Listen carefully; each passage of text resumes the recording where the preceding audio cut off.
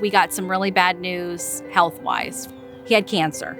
And then 6 or 7 months later, before he'd even started his radiation, we have to take him to the emergency room because his heart is just going berserk.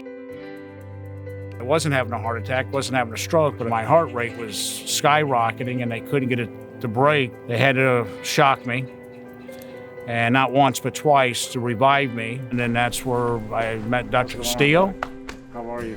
He's the man. If he's not the man, I know he knows the man who knows the man. He was hospitalized with an abnormal heart rhythm, an arrhythmia. Initially, it wasn't completely clear why that was happening to him because his heart, at first glance, was normal.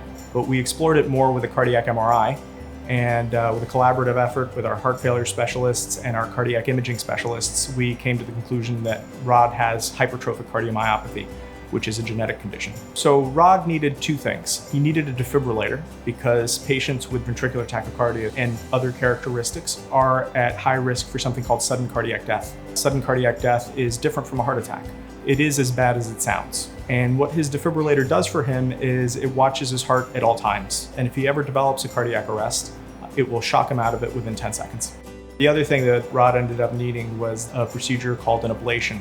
That's where we place catheters in the veins and arteries to get up to the heart and burn the part of the heart that's causing him to have a problem, eliminating an abnormal heart rhythm. Dr. Castillo, he found the problem, took care of the problem, and since then, this thing hasn't gone off.